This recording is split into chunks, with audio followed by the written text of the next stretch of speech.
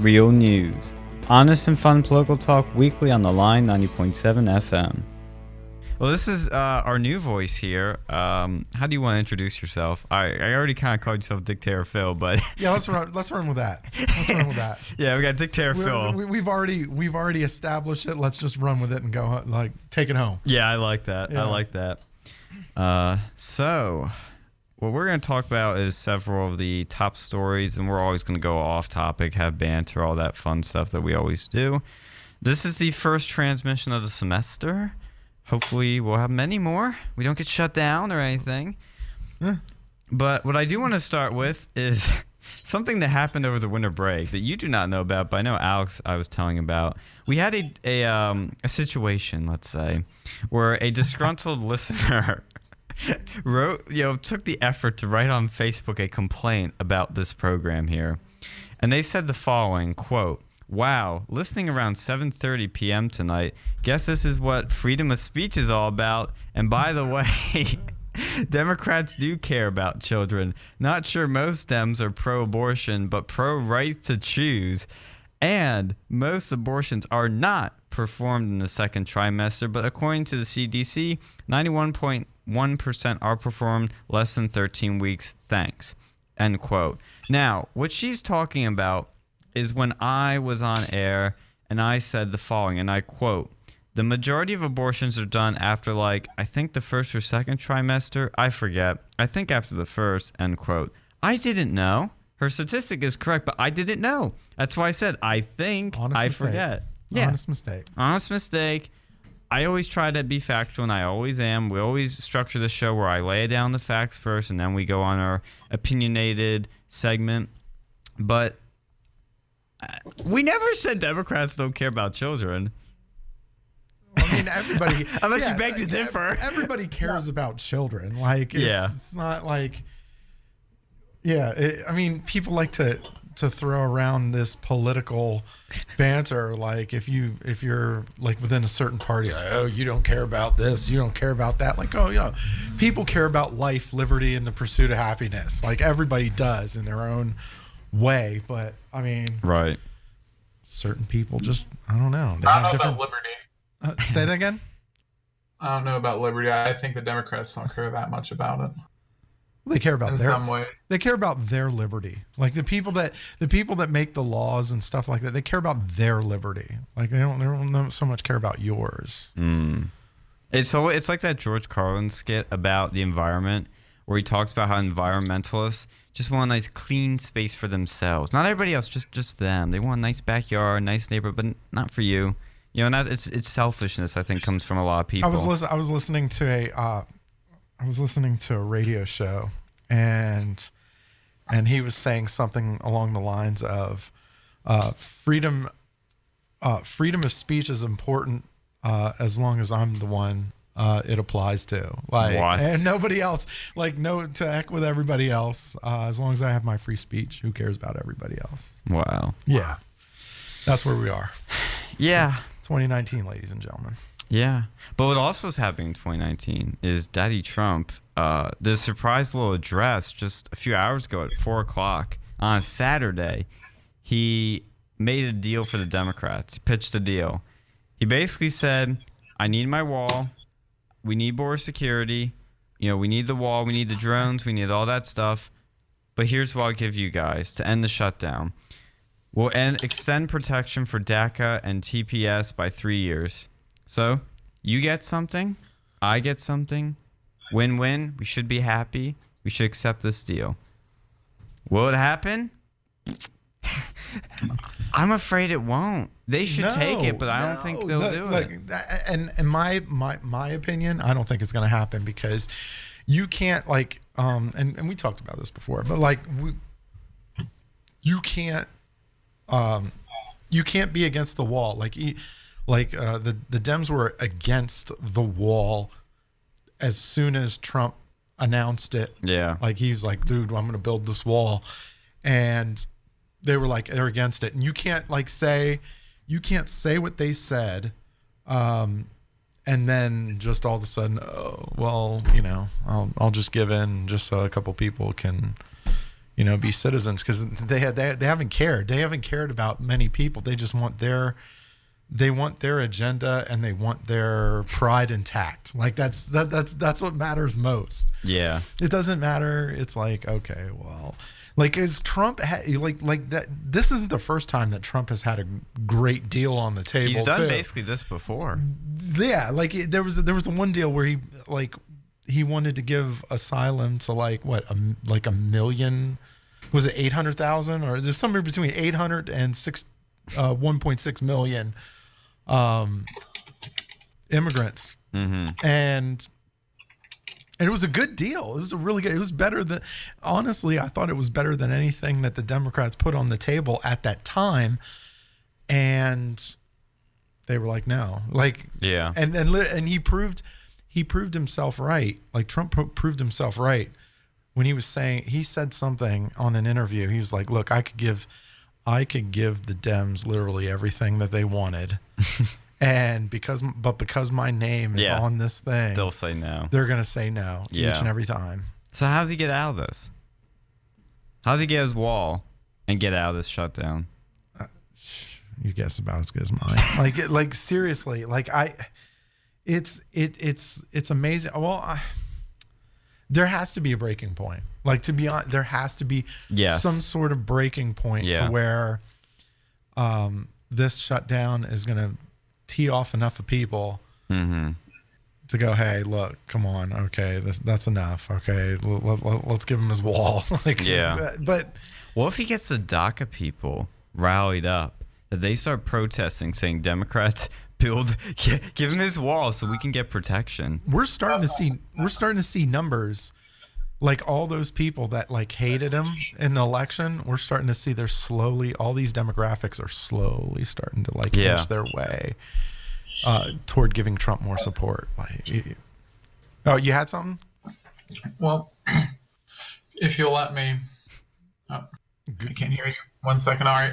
So here's kind of what I see as happening. I think Trump's got to go and declare not martial law, but like a state of emergency. National He's just emergency. going to use that to go and build a wall, because it's gotten to the point where it's been shut down so long that it's like already costs them like over $3 billion just in the shutdown process. If they would have just given them, like, Trump the wall, by the time this is all said and done, that's just the immediate consequences. This isn't even counting all like the heartache and stuff. It would have been more worthwhile just to give him the wall instead of like bickering on and on about that. That would have been the appropriate thing to do. But I just think it's become more of like, I want to make this person take the blame for it, or this person or that person. And that's all they care about. They don't want this to be on their record. They shut down the government or they caved to Trump. Like, it's caused like an untenable position. Like, no one can really win it, right now, unless Trump is a bigger man and just declares a state of emergency and does it anyway. But then he's still going to get flack for that, come 2020. He'll get flack from the Dems and the Libertarians on next of like, oh, he's using his abusing his executive power. This is unprecedented, and they're gonna like freak out over that. The Libertarians should be really happy today because like of the whole shutdown. They're like, oh, this is what we want every day to be like. They do love it. That's the only reason they like Trump right now is because he shut down the government. I wonder what the executive order count is, because the last two presidents, they kept track of that sort of thing. Yeah. I'd be interested to see what that number is. Well, it's for funding stuff he can't do he could do an executive order to build the wall. It's just he can't get funding for it. This is what like we were saying something about it. Like, he should have just started a GoFundMe page before that other guy did it. Yeah. He should have done that. He probably would have had the funding for the wall, and then he would have just made the executive order. Bam, they're wall built. Well, did you see that thing he started where if you donate some money, like you donate to get a brick for the wall?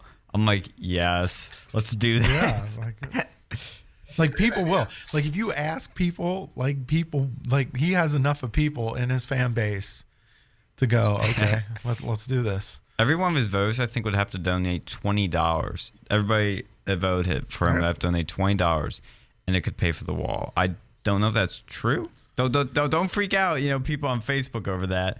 Have more disgruntled listeners, but that is what I've heard. Yeah. But also, just while I'm thinking about it, if you want to join in on this conversation and you want to talk with us, have a debate, or bring up whatever you want. Call in at 814-865-9577, and you can talk to us live. We'll put you right on air, and we'll have some fun. 814-865-9577.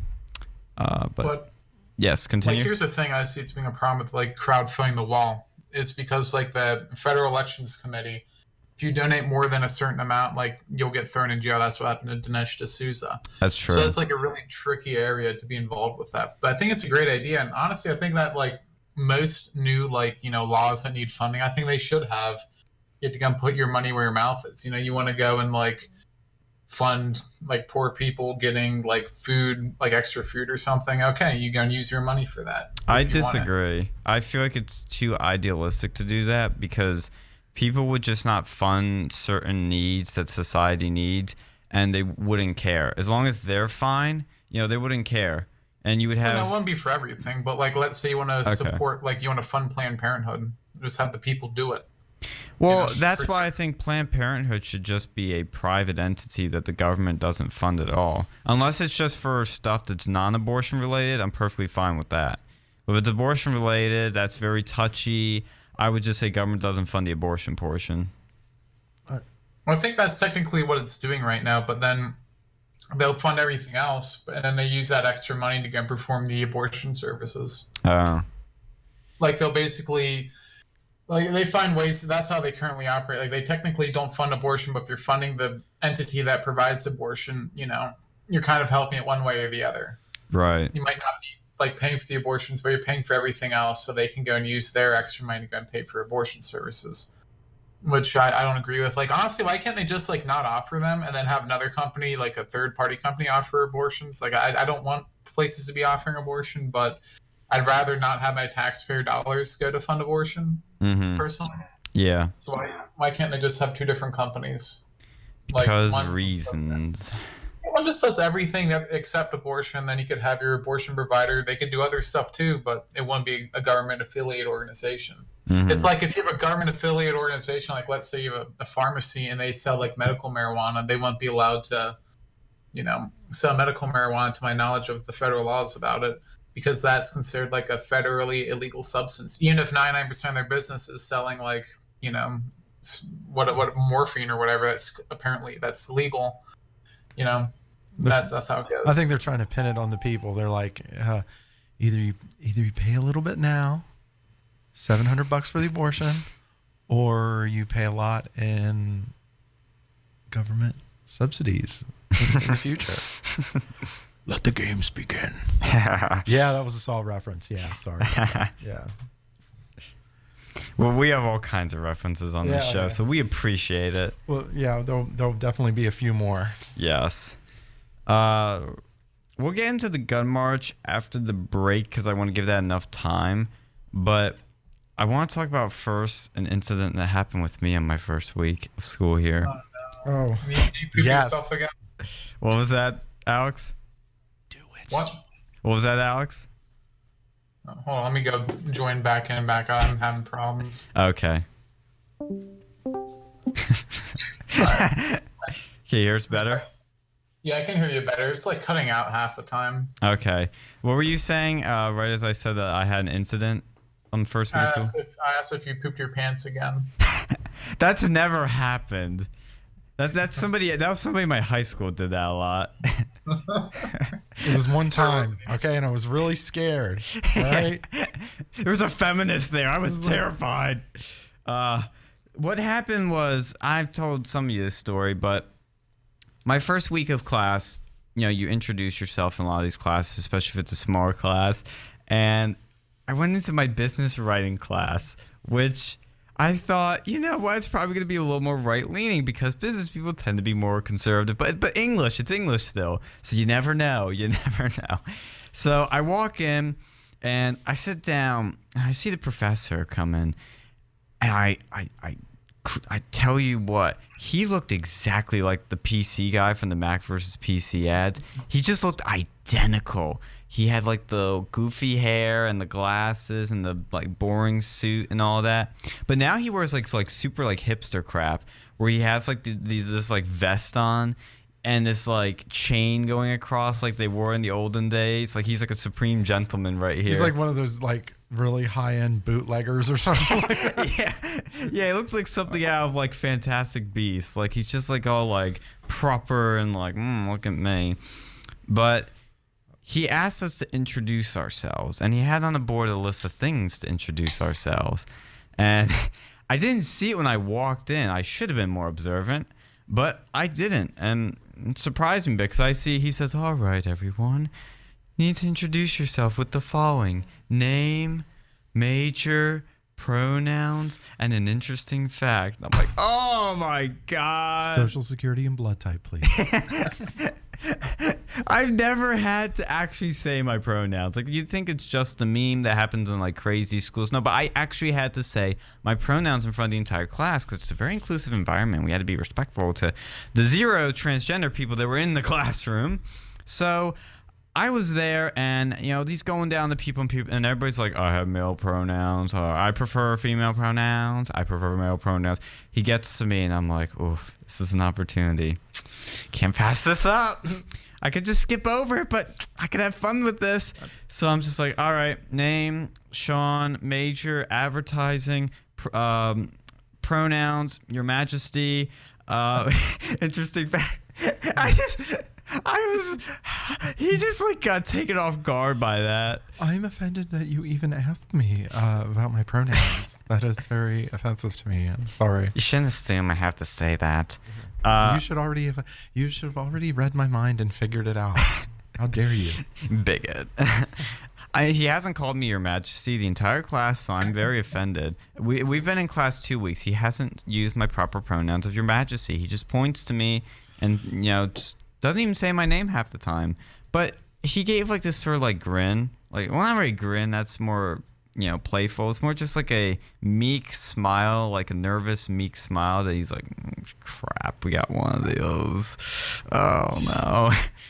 It was just so stupid. You should report him for not using your pronouns. Report a bias incident. I think as long as it's not one of those creepy smiles, like where it's like, oh yeah, like yeah, I think you should be good. He's a.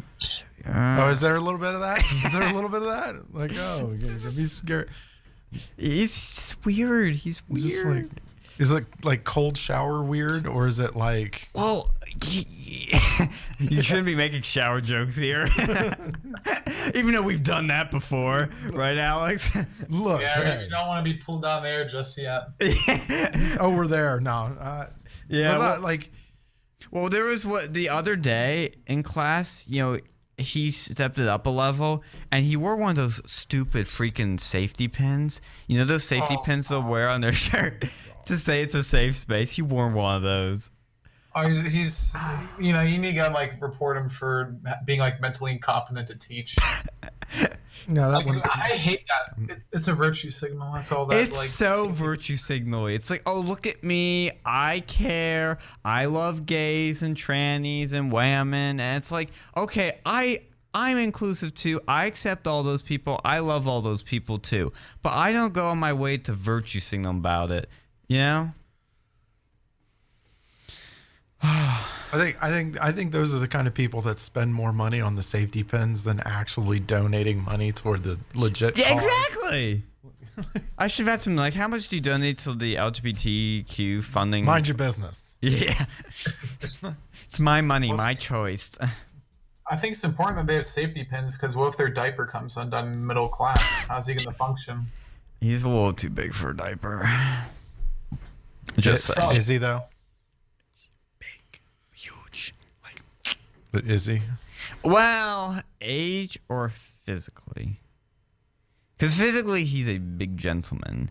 But age-wise, I don't know. It's just annoying. Like, why do we have to deal with this crap? I'm all for, like, do whatever you want in your life. But in the classroom, you're supposed to be teaching, not pushing this crap on people with this pronoun crap. Nobody cares. And if somebody misgenders you or mispronouns you, suck it up. And tell them, oh, I don't go by that. That's all you gotta do. You don't have to fundamentally change society for 0.001% of the population. I don't hate trans people. I love them. We have a transgender friend in our club. She's a great person. Don't have any problem with her. But The thing is, Or- I knew that's what you were laughing at. The thing is, you don't have to fundamentally change society and change everybody's way of life for these few people. Controversial idea? No? Yeah, you shouldn't change. You shouldn't have to go and change to like accommodate them. But I know when I was in student government at Penn State, they like UPUA. There was like we all had to go and start saying our pronouns because there was like I think one guy who was like in some he was like wearing a dress or something, and he still had like a stubble and a mustache. It was I'm just like really like come on if you're gonna be transgender, Do a good job. like take it seriously. You can't just put on a tutu and call yourself a woman. It's more than that. You have to like at least try to appear like a woman, like dress like a woman, walk like a woman, shave like a woman. Well, I guess now they have all these like gender non-conforming stuff, but this was slightly before that happened when I was involved. Yeah, I've been tempted to join UPUA, but I feel it could just be a waste of time. You even asked that. I'm offended that you even insinuated that. You have a nice deep radio voice. How dare you? But another thing that's about this like sensitive university stuff, 'cause that's the beauty of this shows we can criticize the university. The one thing they did is they sent out a letter during the government shutdown saying, I know all you have gone through a hard time, and they said, quote, the counseling and psychological services CAPS is available to address emotional and psychological needs arising from stress and concern resulting from the shutdown. Personal concerns that may benefit simply from talking to a counselor should be shared with CAPS, which can be found through resources and they give you a link. And they also had a thing about mental health that you can like contact them. I mean, God, you don't need psychological services over a freaking shutdown. Jeez. Well, I mean, I can understand why they did that because, like, if your family was like financially secure and then they're going out of job for like a month, that would kind of suck. Like, not kind of like that'd be terrible. I wouldn't want that stuff. But like on the other hand, like I feel like CAPS is like way too overemphasized at Penn State. Like they bring in like puppies. And all this other like Didn't they do the same thing when Trump won though? Didn't they do something like that? I have like, that email still. Yeah. Come on. Yeah. That's what I'm saying. It's a pattern of this. See I wonder how much they get paid. I mean, it's probably a decent bit of money, like just of your student dollars going to CAPS, even if you never use it. Yeah. Like, see, that's one of those things that they should fund, like the wall, like crowdfunding it. Because, like, I know, like, from people who've actually used it before, it's like they keep complaining that there's never enough people. Take them like a month to set up an appointment. Yeah. If you're about to go and kill yourself and you have to wait a month, it's just like that's really not helping you. Well, I mean, if you're that, I mean, walk to an ER, please. Yeah, like that's true. If you're at that level, like it's medical emergency, go to the ER. Yeah. Public service announcement.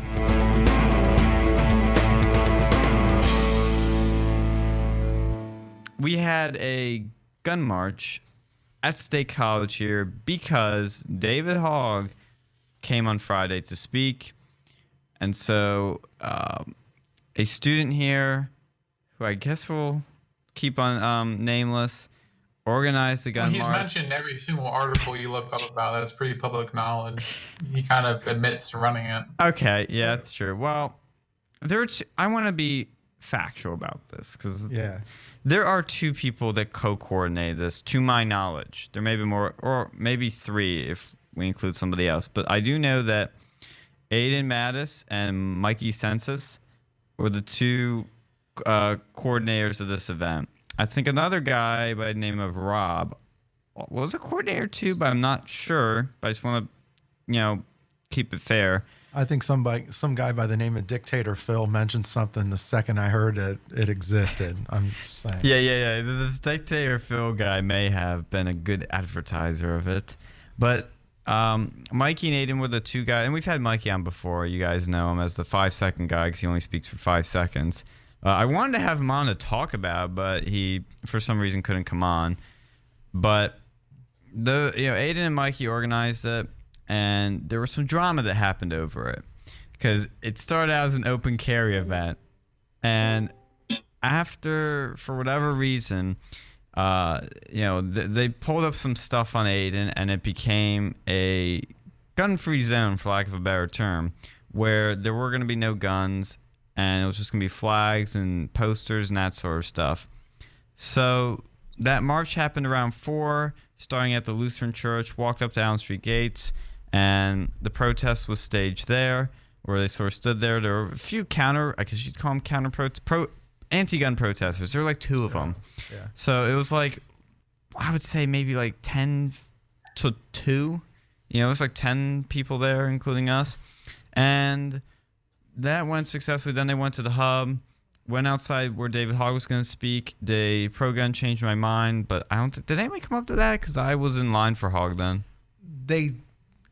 We had a few people that like were talking conversationally, but didn't actually like participate in the traditional change my mind format, where you're like, you know, you're trying to change somebody's mind. No, they were just kind of so they were just like, I don't like guns. Yeah, I just don't like guns. They're evil. I don't know. They're too afraid to come up and say anything. Yeah. Well. So we do this thing a lot. Like there's a lot of change. The change my mind tables, and we really don't get anybody. Like Mikey's got a lot. The first time when we did with Mikey, he got a lot. When I did the hate speech is free speech, I got one guy at the end. Aiden got a few. With the socialism is evil. Yeah, he did a couple of. I think he only got like 1 or 2, and one guy thought like aliens would come down and bring socialism to the earth. That was a bit weird, but recently, like you're talking about recently, like you're really not. Nobody's come up. I think the reason is we did Mikey's first one right before midterms, when everybody was hyped up with, you know, political emotions. That could probably be it. I bet during 2019, 2020, when the elections come up, we could get some spicy convos going. But yeah, that happened. I went into the David Hogg event, but we'll talk about that after. But what do you guys want to say about the march? Well, here's my kind of 2 thoughts, if I can go. Sure. Now, I wasn't actually there. I don't go to Penn State anymore, but I heard about this originally through I guess it'd be the A-Man, and I saw on Facebook it was like open carry march. And I was like, I don't know how I feel about this, because I feel like the optics for that could be bad. But then he goes and changes it at the last, like literally a day beforehand, the last minute, to go and be non-open carry. And I thought that was just a stupid idea. Like, was never a big fan of the open carry march to protest David Hogg. Like, there's tons of times where I think open carry marches would be appropriate, but not for that, because it seems like you're trying to, like, the media can spin it like, you know, Penn State, you know, alt-right, pro, you know, guns, pro whatever, are trying to go and intimidate school shooter survivor. Like, the media would try and spin that way out of proportion. So that's one reason I wasn't a big fan of that. But I also don't think that you should go and like show weakness and change at the last minute, because that throws everybody off. Like, I know that I shared this event with like the Pennsylvania Firearm Owners Association, and I'm glad none of them showed up there, because that would have been really awkward, especially since, like, you know, they came with one. You know, if they would have came, it probably would have been, you know, brand guns, and it'd be so awkward for them to say, "Oh no, we decided not to because someone said mean things about me online." Like, that's kind of what gets to me. And that's like basically from my understanding of the events and the way that was portrayed in the most of the Onward State article, it seems like it was started over backlash to someone's like comments that they made like years ago. And then, you know, a bunch of other stuff happened, and then it was no longer, you know, bringing guns. Not because, you know, it was some sort of philosophical thing, or, you know, he felt like it was a bad idea. It's more or less because, at least the article made it out to be, that, you know, he was getting heat for it, so he basically chickened out, if that's, you know, a proper interpretation of that. I thought that, like, because I guess you can't have a firearm on campus, because I think there's like a safety, there's some sort of like a safety, so I mean, the whole idea did kind of hit a roadblock, like the original roadblock, and I mean, even if you logistically, it would have been a stretch. Like, so how would you want to do that? Like, did you want to like carry the firearms all the way to the gate and then put them away or something on the way to that was the original plan. Yeah, like I mean,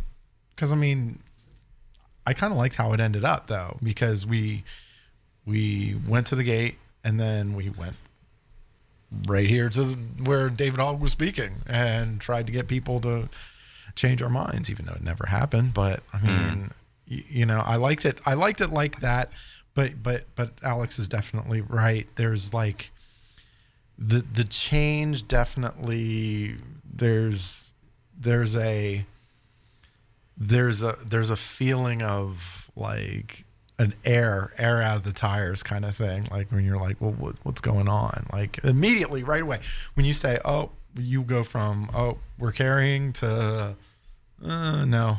It's like a, well, what happened? There's like, yeah, there's all kinds of questions, and that can keep somebody who's even in like the middle, like, should I go or shouldn't I go? Yeah. That could give them enough a pause to go, maybe I'll just stay in. Well, what I heard was that they got more people without guns, and that's why they didn't do it. But I am of the opinion of Alex mostly, where if I was going to do this event, I wouldn't do open carry. But if you're going to do open carry, you got to do open carry. You got to stick with it. Definitely. And that's why I disagreed with the decision to, change it from open to no carry. And I think because the thing is, the number one rule in modern political culture is never, ever, ever, ever cave to this mob, to this minority mob that's on Twitter that is so small, it's insignificant. They did. He did say, though, the organizer did say that he talks with a couple of the veterans, and I can back him up because I'm a veteran too. Yeah. There are a couple of my buddies did say maybe not a good idea, and then so and I mean, timing or not, I'd rather have them there without guns than not have them there at all. Like I mean, because these are, I mean, veterans are like when you're talking about a gun march, veterans are some of the most. They get pumped up. Yeah. Well, not only that. I mean, look, one. Who doesn't like a veteran? Like, who doesn't like a veteran, especially on gun? Like, they've used guns to defend our freedom, and so it's not. And so the more of them, the merrier. Mm-hmm. Well, then it gives you insight. Having a veteran gives you like in any debate, any argument, anything. It's really, good optics. It gives you instant credibility. Yeah. Like Because most of the time, and a lot of the times when I see these anti-gun people, like, I wonder, have you ever shot a gun? Yeah. Like, have you ever used one? Have you even had one in your hand? Like, it's tough. It's tough to, I don't know. I almost don't want. You don't want to. I don't know. I don't know how to say it, but like, you don't want to piss them off to where they jump ship. Not because they jump ship. No, where they get in their shell and just not come out again. But like, you, at the same time, you still want to challenge. Like, the whole point of a protest is to challenge, and who better to challenge than their veteran? Yeah, I agree with that. But here's kind of my 2 cents. Like, I was told that people knew about the David Hogg event since like November, if I'm not mistaken. It was Christmas break, I believe. Mm-hmm. So at least it was like a month ahead. Oh, what? It was at least a month ahead, roughly. So if you had a month of time to go and figure this out, that's the first thing I would have done. I would have had a group of people that would be interested in this thing, especially like, Aiden, he's the guy taking all the credit for this. He has like the whole club. He's got like connections to other people.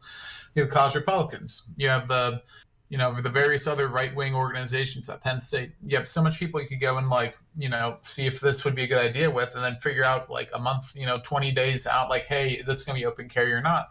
And then you can go and start gathering people and, start advertising it. Some people out of, Penn State. So there'll be a decent turnout there. Like this stuff shouldn't have happened at the last moment. That was, I think, the worst things. Like, because he was advertising it, or I've heard things about this like a week ago, saying it was going to be an open carry march. It should have never gone out that it was an open carry march if he would have like talked to people, talked to the veterans ahead of time, and realized, hey, this is a bad idea. Let's not do it. That's what a good leader would do in these situations. You have to go and plan things. You can't just spur of the moment throw up like a protest, like and say it's open carry and then change it. Well, I think, yeah, like the main thing is it should have been planned out more and planned with a little bit more like professionalism, and just like checked all your boxes ahead of time. I think that would have been the best way. Now, I wasn't there. I don't know how it went out. I assume it went out pretty good because I saw some pretty interesting pictures and videos, but the more the story, it could have turned out probably a lot better if some more, thought and planning were put into this. As someone that is doing a lot of event organizing for a club here, planning is everything, I have to say from experience. You have to plan so much. If you don't plan, things don't go smoothly. If things don't go smoothly, your event's a failure. Not saying this event was a failure, it's actually a success in many regards. But to Alex's point, there's always room to grow.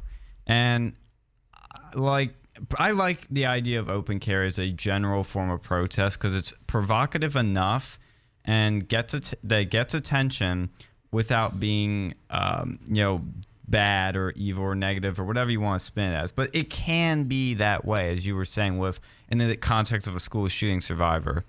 So that's where I was developing some strategy with some people that when we go to the David Hogg thing, we would ask him some questions that would get a response out of him, because we know David Hogg knows absolutely nothing about guns. He knows nothing. He is arrogant, full of himself, and knows nothing about what he's talking about. That is, I'm not, that's obviously an opinion, but it's pretty much how he is. And I saw firsthand that's pretty much how he is. He just fed talking points. He probably has some ideas he genuinely believes. I'm not saying he doesn't. It's just, I don't think he knows a lot about guns. So what I would do is I would ask him questions at the event that would show people the real David Hogg.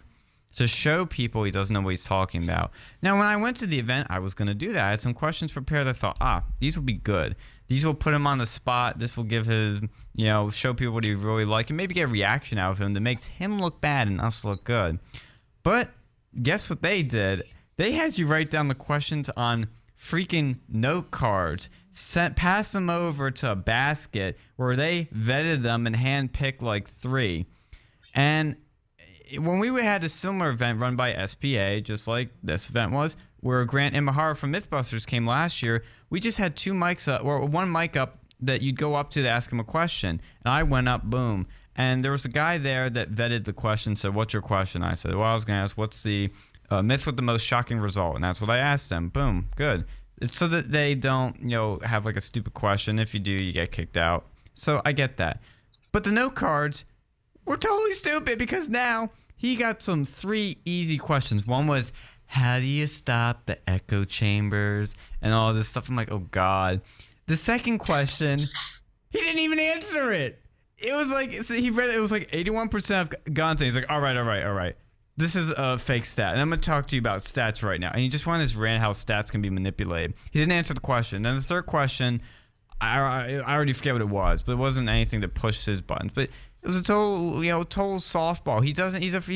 This kid has never been confronted in his life about his opinions. If you look at any video of him on any news thing or ever, he's never been confronted with a dissenting opinion. So he's weak. He's being protected. And the one big thing I learned from his speech, which was basically just, young people need to vote because Republicans and guns are bad. Basically I'm not exaggerating, but it did teach me something important, which is the DNC is using David Hogg to get the youth vote out. Why? Look, he's a high schooler. He connects with the young that are coming of a voting age. Connects with them. So it's not really about the issue of guns, more or less. I mean, it's a good issue to use because it's emotional and he's a victim of it. It's a smart play. But it's more about getting the young vote out. And because he kept reminding you about that. He kept saying, we got to get young people out. I'm a young person. I voted. We had the most young people vote ever in 2018. Young people need to vote more, though. It's about is pushing young people to vote. But, yeah, I kind of went on a tangent there from the actual gun march. But the actual gun march, though, does it did go well. It did go well, but you were pretty spot on. Yeah. Like as soon as you and a couple of others went in, I was thinking about going in myself, and then I talked to one of the people, one of the event employees. I use that term very loosely. And then she told me that what the Q&A was all about. Like, they put them in the basket, and then I was like, and right away I was like, do they screen them? And I already knew the answer. Like, I was just like, oh geez, this isn't a real so basically this is not a real Q&A. Like, and so if you don't provide an open Q&A, just don't do the Q&A. Like, it doesn't make you look credible. I mean, it makes you look credible to your own base, but you had that from the start. Like, you had that before you even got here. Like, he's such a tool. They're drinking. Yeah. I went to so I was in the military for a while. Surprise, surprise. So I used to go to the Savannah International Film Festival because I love movies. I love indie movies.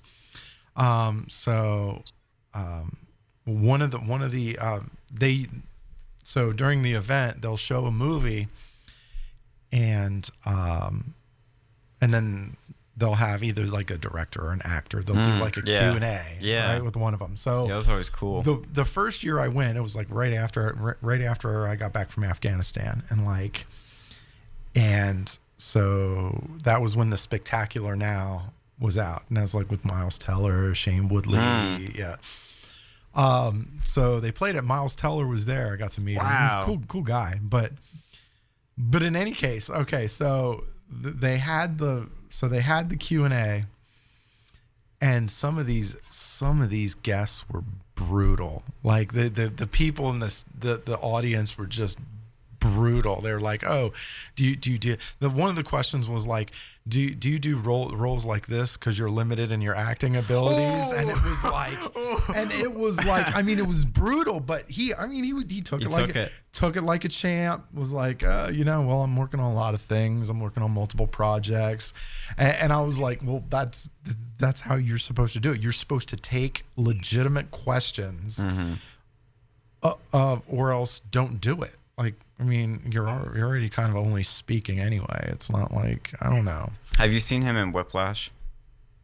Oh wait, Whiplash. That was the drum movie, right? Yes, that's a Miles Teller. That's incredible. I know, that's an incredible so good. movie. Yeah, so good. Yeah, that was like, I think he did that probably because the timing was about right. Like, it was about right. Like, he did that Q&A, and then right after that, like, a year later, that movie comes out. Like, then he got berated by J.K. Simmons, not just the audience.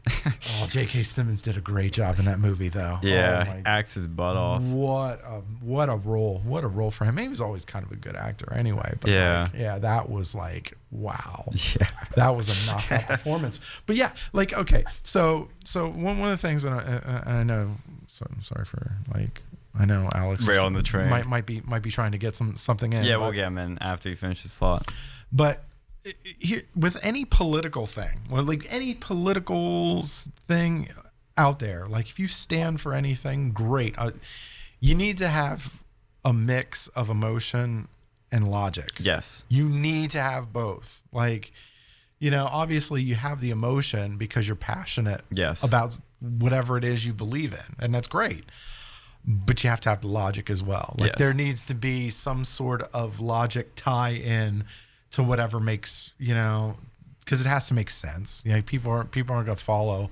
I mean, well, it doesn't have to make sense anymore. Yeah. I had to rewind. That for a second. But yeah, but you have to. But you're gonna have people follow you, but you're not gonna get enough to make a change. Like, I truly believe like there's a certain group of like one side, and there's a certain group in the other but I think a large chunk of them are in the middle, trying to like, oh yeah, most trying people to are join moderate. whatever makes the most sense. Like, Yeah. Yeah. Well, the way I would say this, and I'll let you speak, Alex, because I wanted to give it from my perspective. Somebody that's done public speaking quite often now, I think about things logically, come to my conclusions, but I use emotion as a tool for when I'm presenting my ideas, for when I'm presenting my views, that I give it some passion, give it some spark, give it some entertainment value. That's what I try to do here. And that's what I use. I use emotion as a tool. I used to think, if I'm emotional about it, I'm hard about it, I gotta channel that more. It must be right. But then after reading and listening to Scott Adams a lot, I realized that 90% of the things we do in life are emotional, which means they're irrational, which is pretty scary. Now it woke me up, and I realized how irrational the world is. And I realized, okay, I gotta tone it down, be rational, but use that emotion to my advantage to be, more strategically smart about it. What do you think, Alex? Like with this whole with the whole Q&A thing, I think that that's not right for them to have done that and say it's still Q&A. I also think that it should have, like, you can't really be doing that. It kind of reminds me though of the I think you were there for that one thing back when the BNP was not as crazy as it was today, where we went to that like feminist event and they had like the anti-Donald Trump people involved, and then like someone asked a question about like, I think it was like a joke question about someone's pronouns, and they flipped out and like someone started crying on stage. I remember that because that was right after Trump won. It was some like anti-Trump protest. Yeah, but like here's the thing, that all that it's doing when he's not taking questions is it's like setting himself up to fail when he ends up getting to an actual debate. Like let's say, 20 years from now he actually becomes like a congressman or something, or he becomes a presidential candidate. When the other guy comes up and starts to bang him, he's not going to have any ability to go and counter that. He's an interesting character. I don't think he's necessarily the best face for the future of the gun control movement. I mean, I hate that movement, but honestly, I would have gone with like Emma Gonzalez or something, because she's more of their buttons. Like David Hogg can be like, you've seen his Reddit before, and I mean, yeah, it sucks. It's horrible going through such a tragic event, but on the other hand, like when you go and start like threatening people's like their way of life, because that's essentially what he's doing. They all claim not to be, we're not going to take away your gun, but I read that article, but he like mentions the same thing about like wanting assault weapon bans. Like a perfect question to ask him would be like, I heard of this deadly assault rifle called the Ruger 1022. They have 30 round magazines and bump stocks or something. Should they ban those? Because they do have some of them with bump stops, I'm sure, and some of them do have 30 round magazines and like synthetic guards and like handhold like the foregrips and all that other stuff. Like it was funny too, because he was complaining about echo chambers when he essentially is his own echo chamber. Yeah. Questions. Well, like I have a better. That's just. I had a better idea to break that. Instead of asking him about banning that certain gun, ask, would you be in support of banning, and then say like the name of like a Halo gun or some like made up gun from a video game, and see if he would say yes. What was the one that Han Solo has? Was it like an SR 40 or something? Yes. Do the ones the stormtroopers have? Yes. Like that'd be hilarious. And people do that sometimes, but I think he's probably been coached not to, like, he'll go like deflect and say, oh well, you see, this is actually not getting the point. We don't want to ban any guns. We just want to go and have common sense controls. And he'll just change the topic and not answer the question, because I think he's probably been instructed to do that by now. Yeah. Well, I noticed about him, he's not a very good public speaker. He's, he first comes on stage, the mic wasn't on. He's trying to figure it out. He dropped his phone at one point, and he kept using a lot of ums and likes and kind of jumped around. But like, he's not very eloquent. He's not charismatic. He's not engaging. He's very boring, and he comes off just not likable. Like, I wouldn't want to be friends with David Hogg. I'm sorry. He just doesn't come off as likable. He comes off as kind of like a jerk. He never smiled once during the whole thing. I know, yes, he's a school shooting star. He's not going to be smiling a lot, but still, he never smiled once. And smiling is one of the key things, actually, to public speaking. It's a subtle thing. It's just smiling. I think when all that Parkland stuff broke out, and he was on the news, like, he went right for the jugular. Like the very second he went on camera, he went right for the jugular. He went right after the NRA. He went right after it. Like, look, you tick off. Look, I mean, and look, if you go after someone, you better know your stuff. And this isn't just to defend the NRA, gun control or gun rights or whatever. If you're gonna attack anyone, you better know what you're talking about. It's like, because it's a downhill. Because the second you attack somebody and somebody's like, you don't know what you're talking about, and they can prove that you don't know what you're talking about, it is a downward slope. It is Now, the last thing I want to say about David Hogg was one of the things he did say that was like absolutely crazy, because it's total BS, was he said that he's talking about the NRA. He's like, the NRA has got money from the Russians, and then that money went to the Trump campaign. I'm like, what? Like, I heard about this story. It's so ridiculous. They think that the Russians gave the NRA money, which then was given to Trump. So he said that. And he also said that when the shooting happened and when all the kids were outside and they were crying, of course, because it's a very sad thing, their friends had just died, he claimed it was so hot that day that their tears were melting right as they came off. So in other words, they would cry, but the tears wouldn't be there. They would just go away. They'd evaporate. That doesn't make any sense. So if either you, Alex, have either you went to like extremely hot places? Yeah. Like Vegas, 115. Okay. You, Alex? I don't know if I've been necessarily to a place that hot, but I've been like over 100 degrees. Like, okay, so yeah, okay. So Sean, with Vegas, right? 115 degrees. Yeah. Did your did any water from your face melt when you were out there? I mean, obviously 115 degrees, that's like unpleasant, obviously, but like was any water that was on your face melting at the time? Because I'm assuming if tears are going to melt, like, then I'm assuming that some facial stuff is going to melt too. I'm assuming. No, like, look, that hasn't happened. I've been to Afghanistan. I've been to extreme. I was in Thailand during the summer, which is like, is horrible. But otherwise, actually, it was pretty awesome when I went there. But no, tears don't melt off your face. Like, that's not. We should have a science professor come over here, like, and really, like, literally delve into this one. We're gonna fact check David Face Hogg. is like, yeah, like, get out of here. Tears melting. I could actually look this up.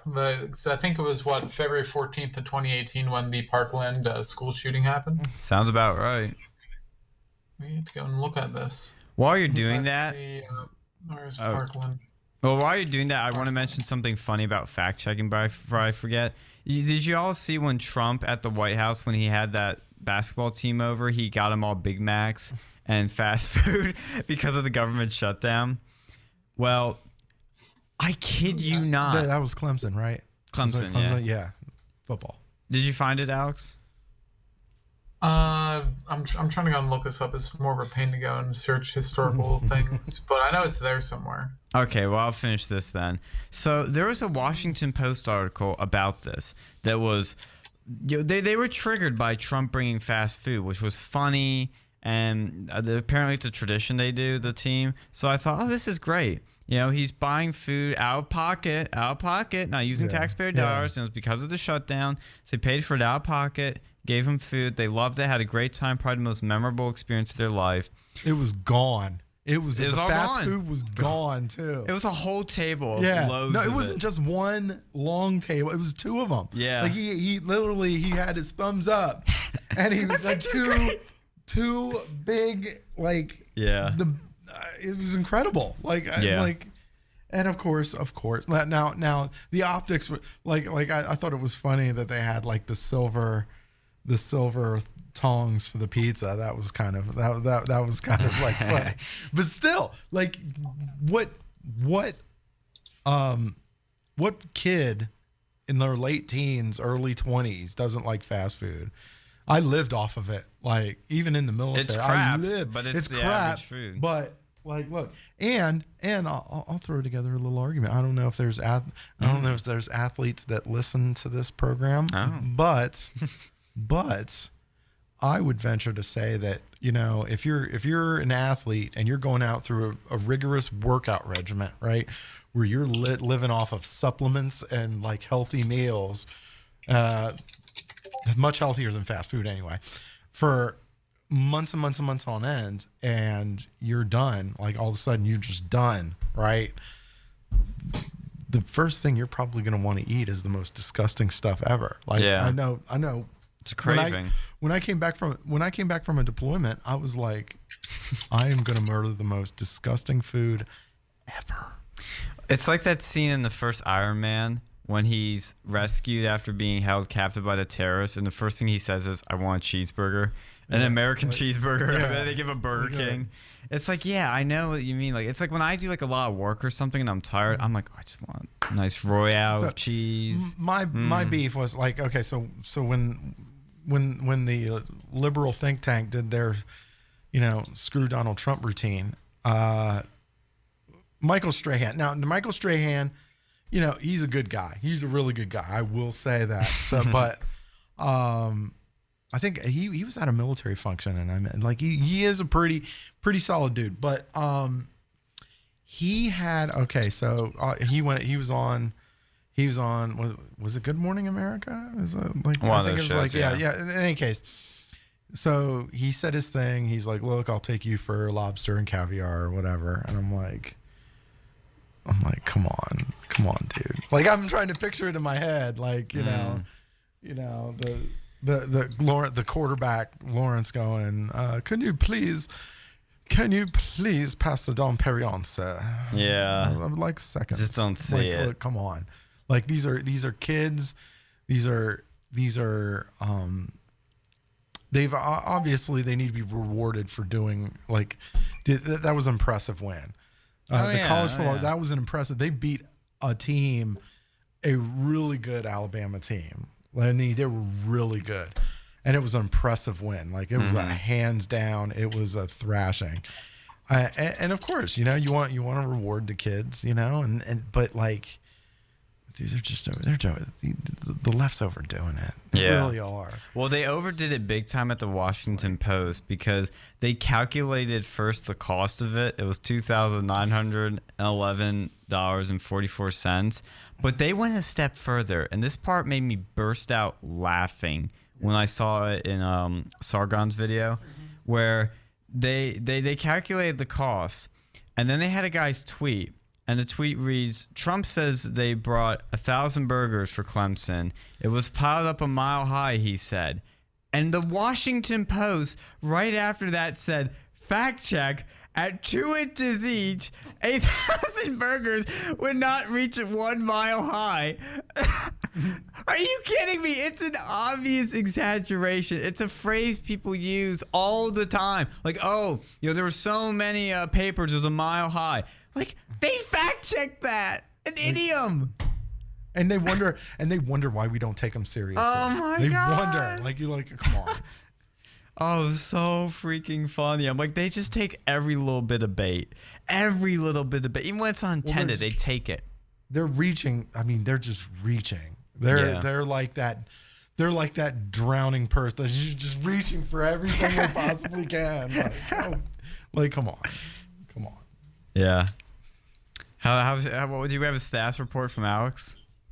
I mean, it was in February when it happened, so it couldn't have been that hot. But apparently since the government shut down, it's been limiting the ability for me to go and find historical data because the government website that does it was apparently it's furloughed. So I'm kind of not gonna be able to get that until Trump builds the wall. So yes, build the wall. The temperature on Wikipedia. Shouldn't Sheriff Israel's tears would have been freaking melting too because he was outside. It's in February. It's not going to be that hot. I mean, maybe like 90s. I see what you did there now. Yeah, him and all the other cops were outside. Yeah.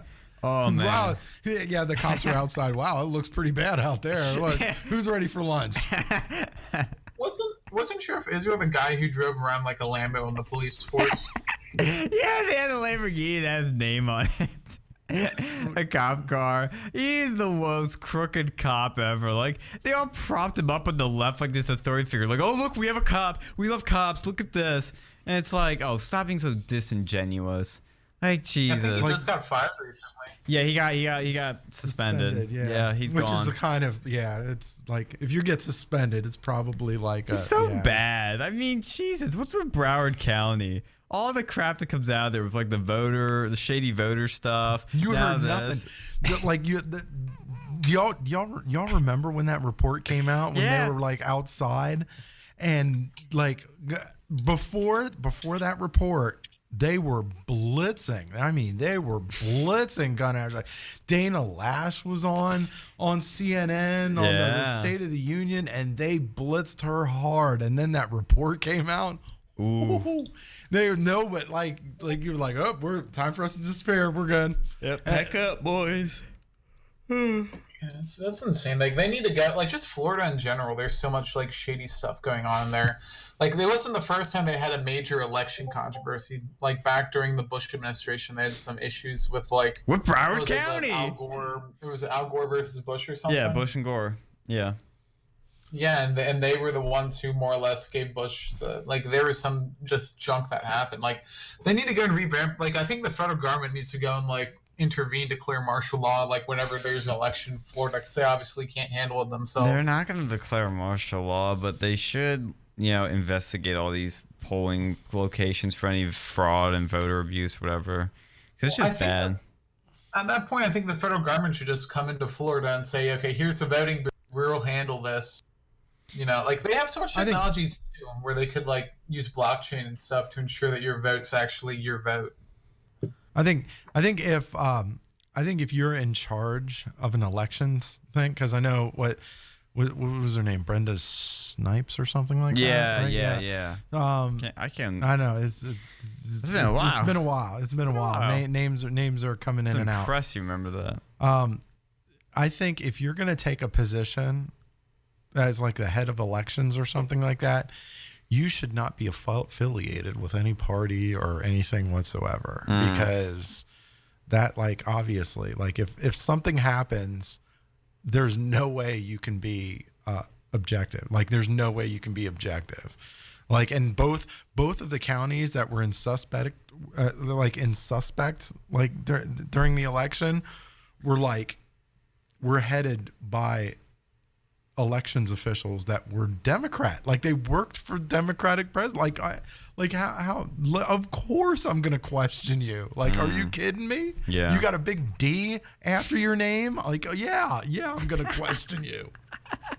By the way, that was not a dirty reference. I'm sorry. Oh man. No, but I'm saying there needs, if you're going to head an election, there needs to be some sort of objectivity there, because you're handling an election. Yeah. And maybe the person you want is probably not going to win, or maybe they do, whatever. But you can see where it's going to cause somebody to go, oh, I know what happened. Right. Yeah. Well, see, how can you really find someone who's totally nonpartisan? You can't. Nobody's nonpartisan. Yeah, that's unless you get someone from out of the country, which would have even more collusion. Yeah. You really can't. Yeah. No, but I'm saying directly working. If you're directly working, before, if you're if you worked, if you worked for if you worked right, under a Democratic president, and then of course people are going to question your objectivity. It's just, and the fact that both of them were Democrats, that causes, and the Republicans won, and the elections that were hanging in the balance, and the recounts were hanging in the balance were Democrats. Like that's like it reeks, even though it probably wasn't. It reeks of here comes a screw job coming. Like it just like yeah, we need more objective people in this world. Yeah. Well, I just think that they need to find a way to go and like make your votes like you should be able to go and see who you exactly voted for, and they need to go and have like the voter registration. Well, they do that with the tickets that they print out when you go to vote. They give you a ticket saying you voted. They messed it up last time I voted. They didn't even have it. Really? Hey, they give you a sticker. Okay, they give you a sticker. Stickers. That Like, is- oh, there's something wrong with the that machine. I'm sticker- Like, okay. I don't think my vote would have mattered anyway where I was at, but it still upsets me. That red, white, and blue sticker is pure verification that you voted. Am I the only one that hates those? Am I the only one that hates those? Yeah, no. Because to me, it's virtue signaling. Yeah, no, mine it's did. just I don't know if mine had them either, but I hate this whole look. I have to be careful how I word this, but I want people to vote, but only as long as you're making an informed decision. If you're just, because I don't like this idea of everybody should vote, just period. I mean, by law, yes, I agree with that. Like everybody should be allowed to vote, but at a societal level, I don't think you should be encouraging people who know nothing about politics to be making decisions about politics. Taylor Swift. Yeah, exactly. What? What was God, that? it's cough, man. I'm telling you. Yeah, clear your it's cold throat out. there. It's cold out. You gotta excuse me there for a second. You're excused, Sorry. Dictator Phil. Yeah, like, But what I'm saying is that you gotta, I just don't like these I vote stickers because it's so this like hipster trendy millennial thing that's like, oh, I voted, look at me, I'm a good person, I did something today that didn't require much effort, oh, I'm so wonderful. It's this social validation that and then they post on freaking social media to show all their friends and get all those likes to get more validation. It's a narcissistic thing. When you think about it, social media especially is the biggest fueler of narcissism in our society, and I think it's creating a problem, big problem. I agree. Like honestly, that I think that there needs to be some higher requirements to voting than there currently is. Not saying there should be like necessarily like an IQ test or something, but I think there's certain people out there who literally know nothing or don't care who they vote for, who put the first person on the list. There's people who like if you're a homeless bum and you like should you really be able, like if you're homeless, if you don't know anything about politics and the only thing that you know about is that if you vote for this person or this party you'll get like a government stamp like every month, like they'll be a little bit higher than the other person. Like it just creates like, I think Rome had this problem back in the day because people just vote for whoever gave the most bread out for free, and eventually became like a terrible system, and it led to emperors taking over because it was unsustainable. And I think that's kind of what's happening. I'm not saying there should be like poll taxes or something, but I think there needs to be a better method of like determining voter eligibility. Like, I don't know what that method would be, but I think there should be one. Like, property is obviously not a thing, but like maybe a certain amount of like I don't even want to say net worth, but like something. To me, the problem with that is you're giving more power to the elite, the super wealthy rich, and that's just going to rig the system even more. That's where you won't get a Trump ever again. You won't get anybody ever again. Because Trump won with non-college educated, working class, blue collar people. Like a lot. If he didn't have that vote, he wouldn't have won. So if you start restricting voting, you're not going to get more Trumps. No, I don't know about that. Like, if you restrict it so that like you have to be not considered to be a dependent on your tax returns, how about that? Like but then what they would just do is the wealthy would do stuff to make you poor, so that then you would have to be dependent on government assistance. We'd have a whole lot more Taylor Swifts. I don't know, but like, well, here's the thing. Like, if you're a college student and you're, you don't have a job, you don't have anything, you're living off your parents' money. Yeah. Like, why should it be like, why should your opinion? But does your opinion really matter? Yeah. To everything. To else? quote Like, David Hogg, you're being ageist. Well, no, it's not being ageist because there's certain people who are young. Like if you're a soldier or something and you're living on your own, you're independent. Then yeah, you should definitely have the right to vote.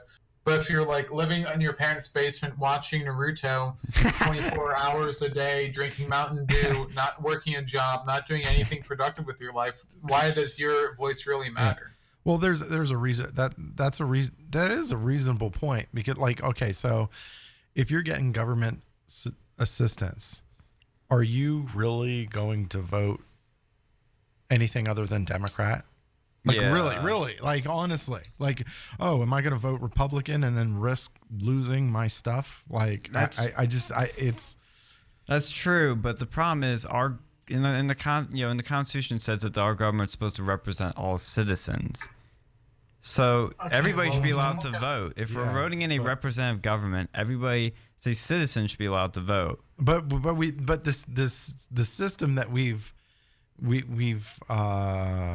adopted, I guess I'm not gonna say we created it, but like the system that's been adopted is one that's like, oh, if you don't vote this, then this is gonna get taken away or something like that. It's like, well, that's kind of indirectly, that's bribery. Like, well, there's fear tactics, like, because fear is the most powerful form of persuasion, so it's used by any politician at any moment.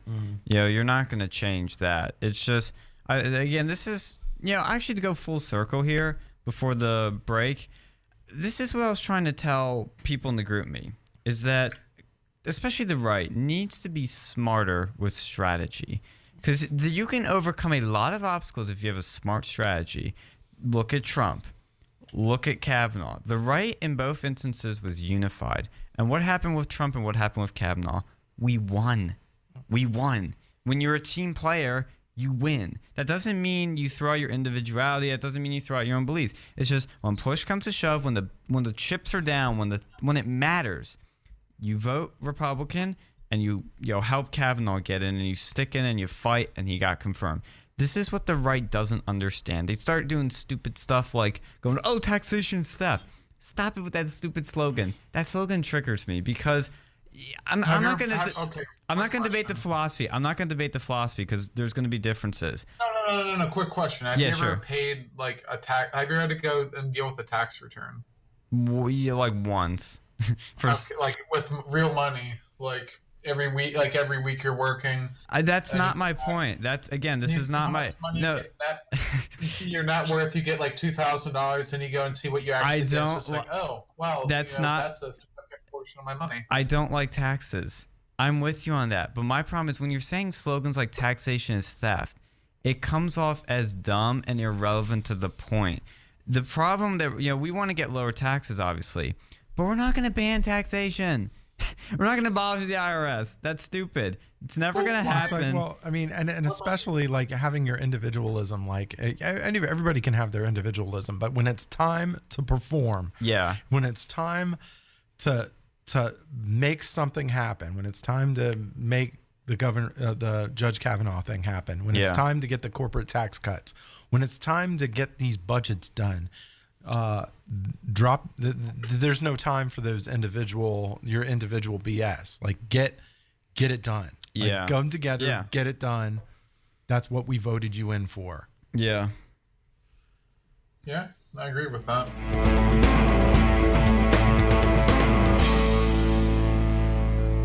When the chips are down, you gotta go with the side you're on, and this is why. When people are like, oh, both sides are the same, bro. Okay, maybe establishment is, but there are some clear differences from the right and left philosophy. One side, let's see, there's some socialists in there. They want to raise your taxes. They want to take some guns away. They want to do gun control. They want more immigration. They want more government in your life. The other side wants less government in your life. They want lower taxes. They want less immigration. They want to stop illegal immigration.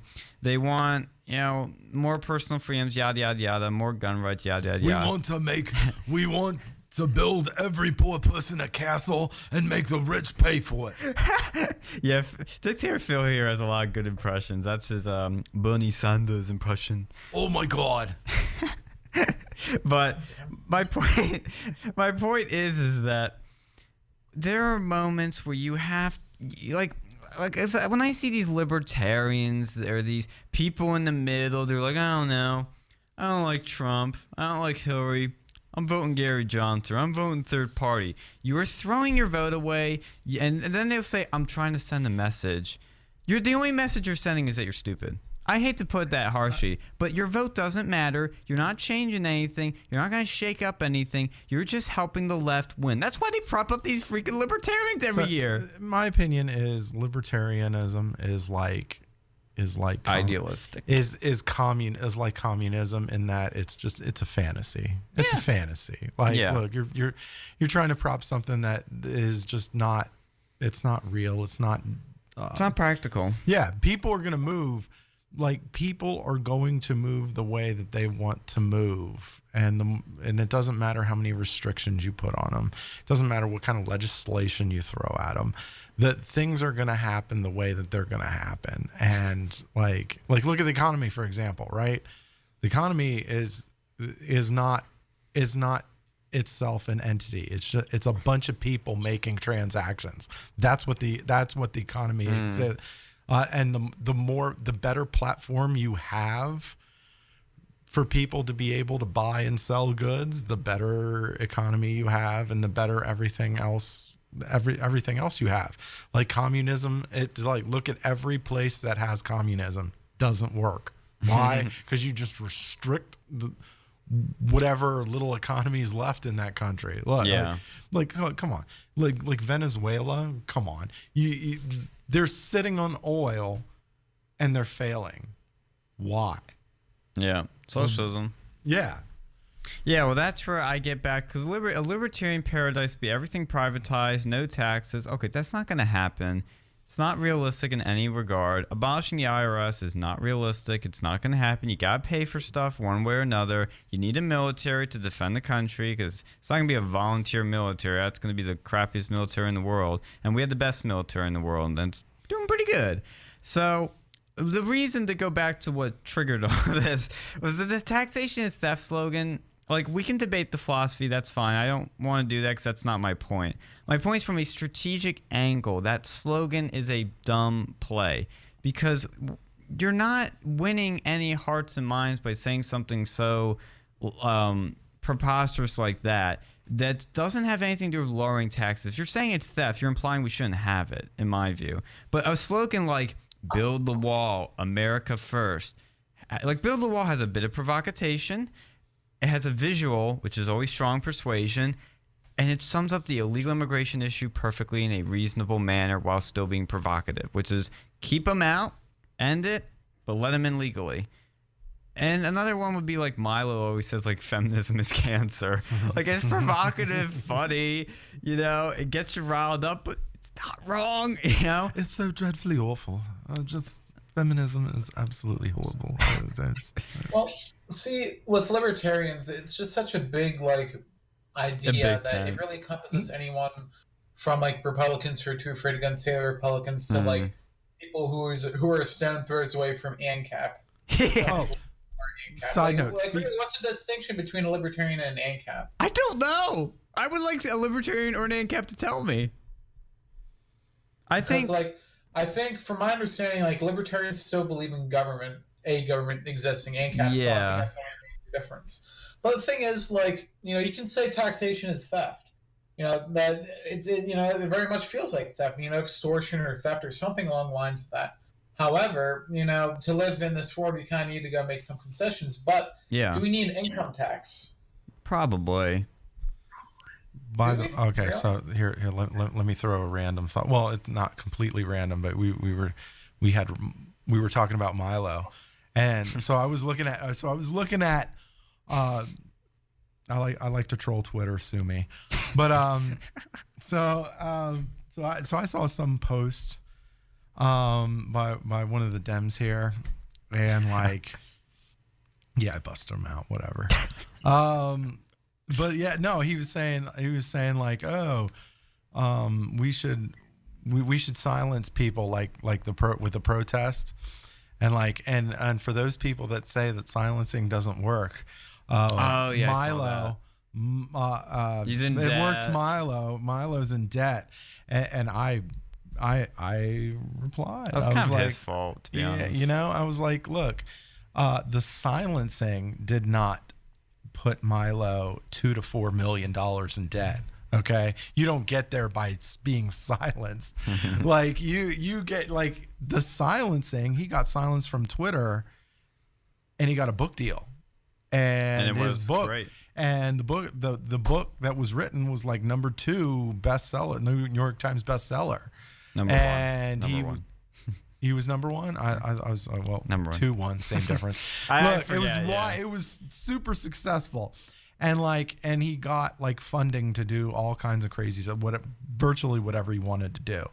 No, you get into $2 to $4 million of debt by living an outrageously lavish lifestyle, which he did. But that's not part. That's part of it. The other part is a lot of his tours got canceled that he'd already paid for, and one of them still hasn't paid his money back, and he's suing them. So yeah, the lavish lifestyle is a big part of it, but it was also this tour stuff. Look, and he's made some like not so great decisions too, like not to get silenced, but like just financial decision. Like you're like, yeah, like come on, and that'll put you back like those things you said, Dale. They'll put you like $500,000 in debt. It's not gonna put you like $2 to $4 million. Like I don't think he's that deep in debt though. I think those numbers exaggerate. He said himself he was like that. Like there was an article that was like that had him at $2 million in debt, somewhere around there, and he posted something that was like, "Oh, you miscalculated. It's like closer. It's closer to 4. You know how important." He was like, "You know how important you have to be $4 million in debt." Oh my God! I'm like, no, you like literally, and you read stories about the kind of parties that he had in Miami. Like where he had this big mansion, the Cinco de Milo. Like he lived, you know, come on. If you're gonna live in Miami and live the Freddie Mercury lifestyle, yeah, come on. You're gonna mass some bills. I'm just saying, like, look, your Amex card can only handle so much, buddy. Like, but like to use that, but digression. If you're gonna use that as your talking point into pro silencing, like it's poor. Like look at Alex Jones, right? They tried to silence him, and he's still up and running. Doesn't mean that I like either of them. Probably not, but you know, Milo. but yeah, I mean, you know, pros cons, you know, but in any case, get your facts right. Please, that's all I ask. Get your facts right. Make some sense when you're making an argument, because if you don't, I'm gonna be there to troll you hard. Just let you know. Just let you know. I'll find you and I'll troll you. That upsets me more than anything, though. Like this no platforming stuff. Yeah. It's just so infuriating. Like they claim they want to be pro free speech or whatever, but they're they not. This. Like they lose all credibility when they do that. And I think I know who you're talking about. If you know, I'm thinking correctly, and it's someone who's pretty high within the CDs. Yep. And like that person in particular, not a big fan. These people are like high up in our like in the student government thing. Like, oh my God, we're in a bad situation here.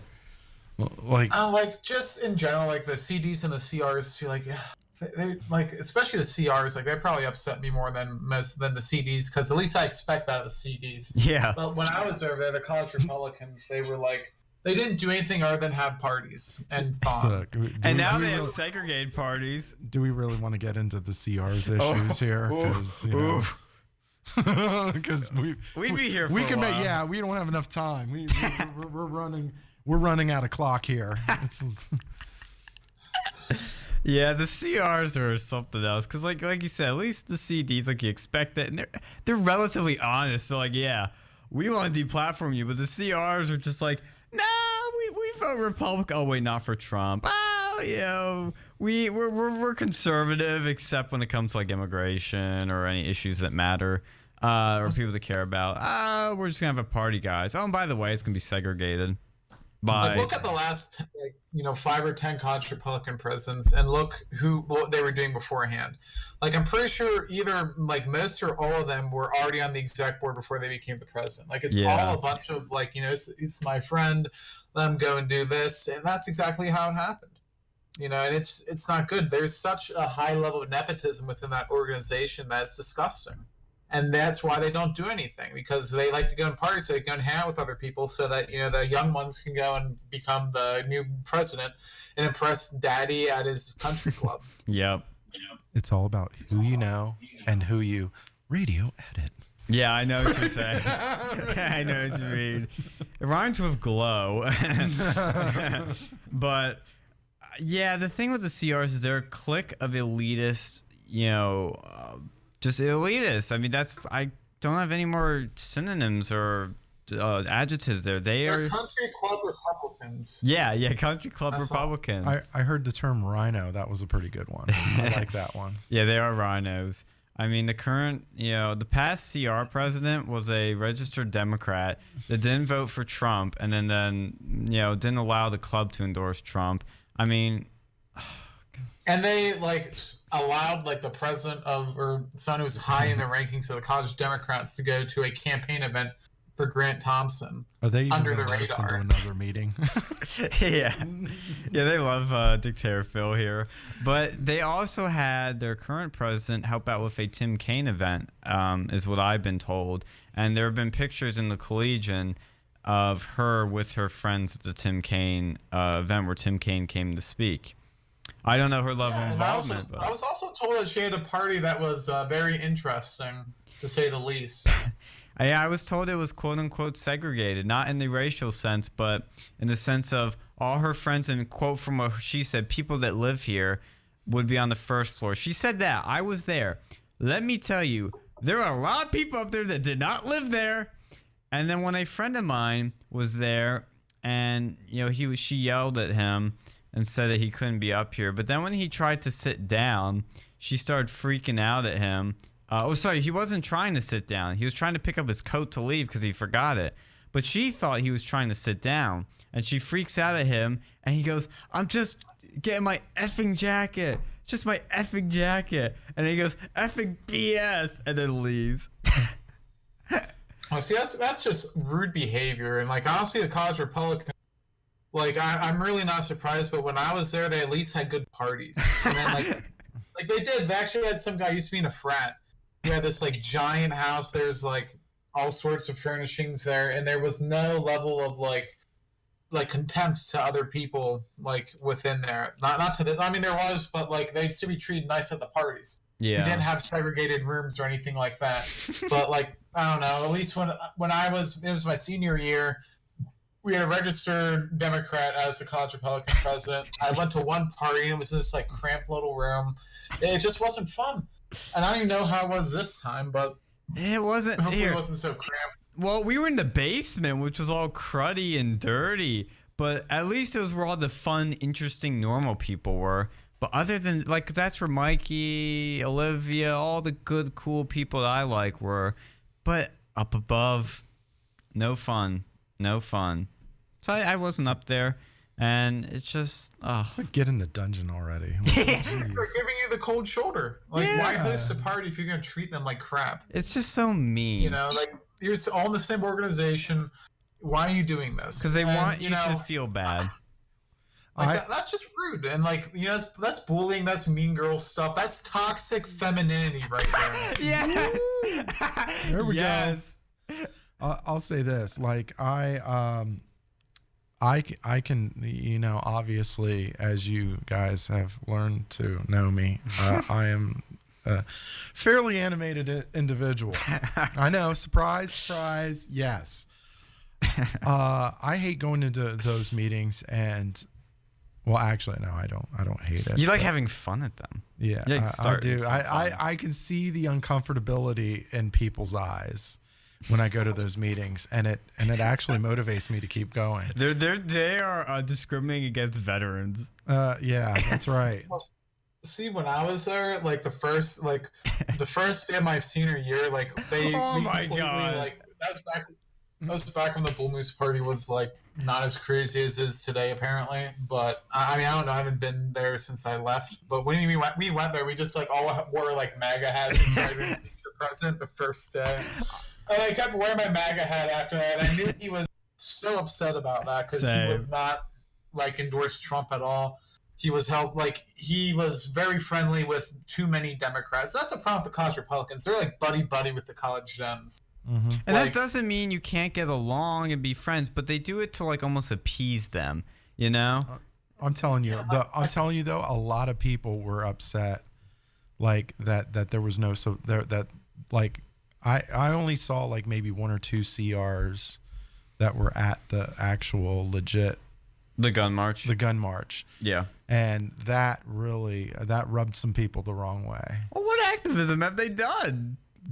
I mean, yeah, like, look, this is literally your thing. Like this gun rights, right? Pro Second Amendment. This is your wheelhouse. Where are you at? But like people call for in times like these, in situations like these, people call for leadership. They call for leadership, right? And if you're not there, what are you doing? Like that's not leadership. That's like you're avoiding. That's the opposite of leadership. Oh, because I'm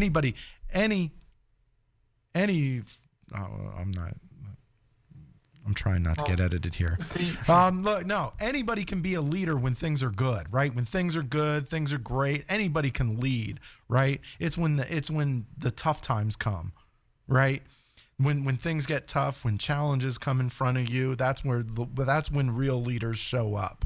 And look, I wasn't impressed with what I saw from them anyway. I was very impressed with the protest. Like they did great, but yeah.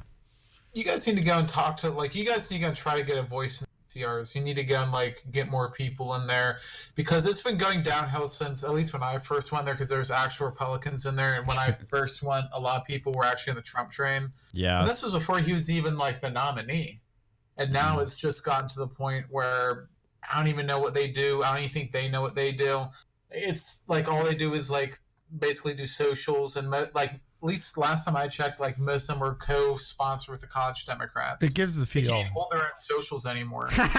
Yeah, I agree. But it gives the feeling, and maybe I'm wrong here, but it's just the feeling is that the people that are in charge are more about themselves and their career and their 100%. Resume and that whatever it is they do, more than the actual what they're supposed to be doing, like the movement, the whole organization as a whole, what they're supposed to be doing.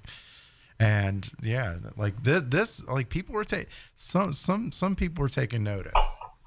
Some people. Yeah, it's just so annoying because they don't do anything impactful. That's why I'm heavily involved with Turning Point, because Turning Point actually gets stuff done and we're effective. The CRs are the least effective organization. Mikey's a good leader. He really is. I've always been impressed. I've always been impressed with those guys, and of course, they're the great alternative to CRs. Well, yeah, it's I feel like there's people are starting to go there partially because of their dissatisfaction for CRs. Oh yeah, 100%. Yeah, I know. I've gotten so many people because of that, and everybody on the board with me has voted for Trump. On the exec board, Turning Point, everybody voted for Trump. On the CRs, I don't think there's a single person on that board that voted for Trump, and they're the college Republicans, and we're nonpartisan. Yeah. Are you kidding me?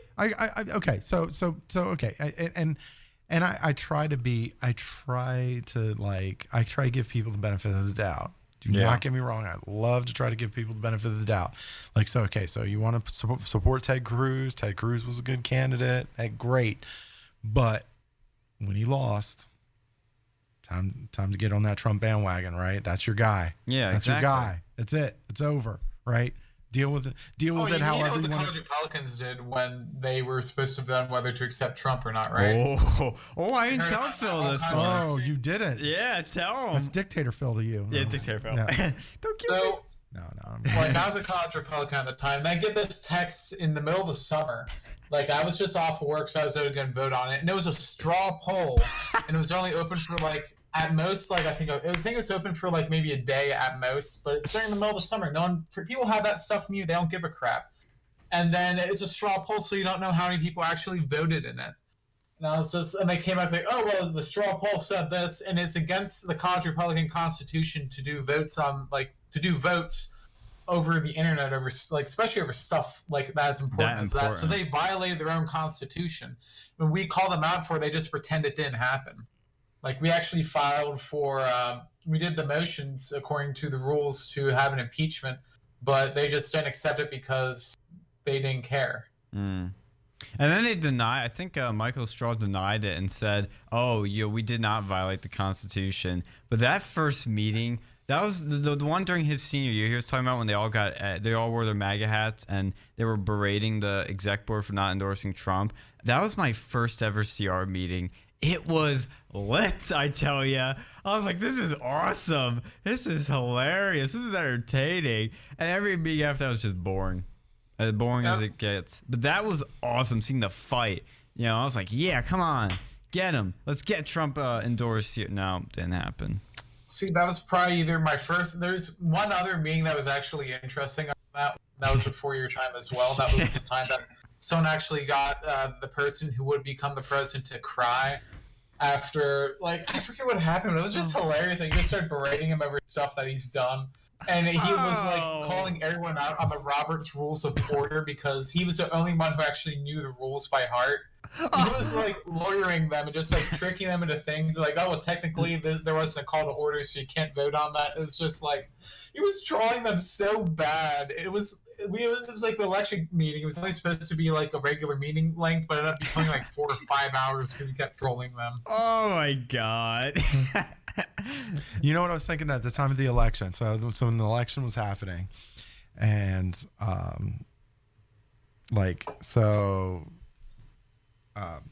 Hillary Clinton booked out the Javits Center in New York, right? So this is this. Has anybody ever been to the Javits Center? It's okay. So anyway, it's this big building with a glass ceiling, right? It was a glass ceiling, yeah, because that was the whole thing. Yeah. She thought she had it in the bag. She was gonna give this weird speech, going, "Oh, I broke the glass ceiling by becoming the first female president," like something along those lines. And then Trump started winning those states. Oh. It started coming, and you started seeing that the smiles started turning into puzzled faces. Oh. And then the puzzled faces started turning into frowns. And then the frowns started turning into tears. And all of us were loving it. But anyway, and then I love that. And then as soon as Podesta went up there and said, we're going to keep fighting, come back, as soon as he's like, we're coming back, he said, he gave some speech and was like, we're going to fight, we're going to keep fighting, the voting hasn't stopped. And as soon as he said that, I'm like, she's conceded. Yeah. I was like, because look at the venue. There's no way in HE double hockey sticks that this woman is going to concede at the Javits Center. No way. No possible way. Nothing would have been more humiliating for this woman than to concede where she was supposed to break the glass ceiling. Ooh, the moment I had extremely high hopes, because I, through the whole campaign, was like, Trump has a really good chance of winning. I didn't say it was in the bag, but I said he's got a really good chance, unlike what the media was saying. But when they canceled her fireworks, which was a few days before, I was like, ooh, I think we got this. And then going into that night, I remember telling you, Alex, I literally said to you, I think he's going to win. And then sure enough. Yeah, I honestly didn't think he was going to win that night. But, we had reservations, but when Michigan went down, that was the big one. That was the big one. And at the beginning, Virginia, he was winning Virginia for the long. I remember when I was in the car going to our watch party. I was like, what? He's winning Virginia. Obviously, he lost it, but that was a big hopeful sign. Then when he took Florida, I was like, oh, he's got it. Took Ohio, got it. We just got to win PA, and he's going to get PA. If he gets Ohio and Florida, he's got PA. I thought he'd win PA. And you saw the votes. I was shocked by Michigan. And you saw the Pennsylvania votes sinking because Hillary was up by a good chunk and then you saw the vote, and you saw the Pennsylvania vote shrinking. Yeah, because they got and the they were shrinking, areas. and they were shrinking, and then all of Yeah. a sudden Donald Trump was up. I'm like, done. Oh. Game, set, match. Yeah. I was just watching that, and I was like, I bet this is how people who actually enjoy football feel when they see like a good football game. So I do not care about football in the slightest, and I was just like when Pennsylvania won, like when it was run for Trump, it was like, yeah, he's gonna win. And at that point, Yeah. Well, that was the it, last state they called. We were taking shots at Kraken at that point. And I was just like, this is the best day ever. Yeah, I know. I remember that night. I've lost all interest in sports ever since I got to college, so I don't get excited for that anymore. But yeah, that was exciting, that election night. But we got It was and more then exciting than, like the Super Bowl. yeah, I know. It was like our little Super Bowl. Thank you for listening. We'll be back next week with more real news.